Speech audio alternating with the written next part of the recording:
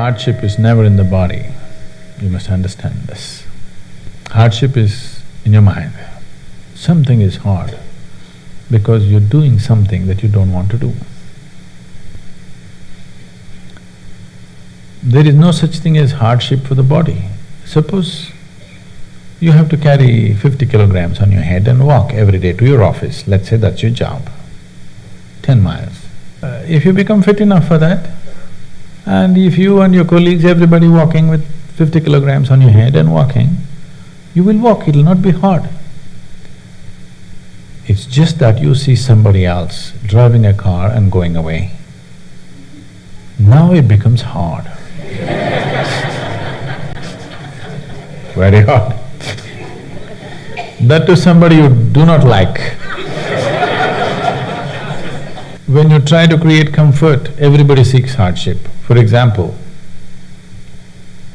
after the World War II, United States of America must have spent, I do not know the numbers, but must have spent at least $200 billion to build the highways.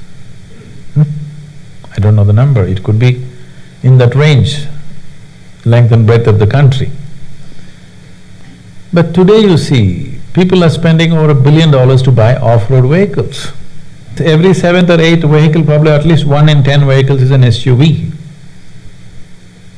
They may not go off-road, many of them, but somewhere they want to go.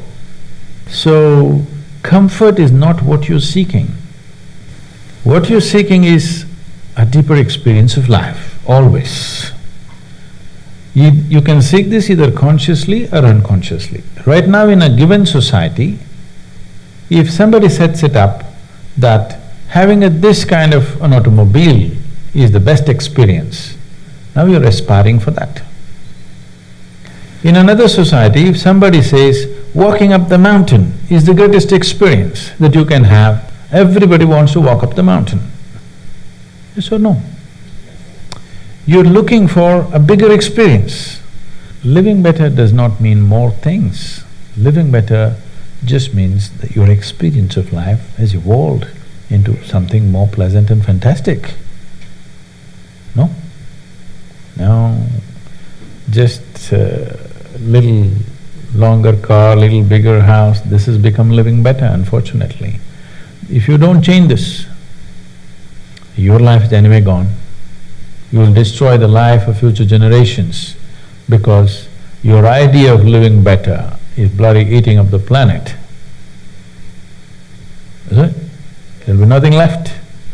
If your experience of life does not become more beautiful, what is the use of all the beautification that you're doing to yourself from outside and around you? What is the use of building huge mega cities and comfort and this and that when people are miserable? I mean, what's the point? It doesn't serve any purpose. Now everybody wants to go back to nature. Very expensive vacations they're having. Safari in Africa, you know. So, this is because we have set a wrong precedent. And it's in the hands of this generation to turn that precedent around and bring it to a sensible level. Otherwise, the planet cannot sustain more than another 1 or 2 or 3 generations.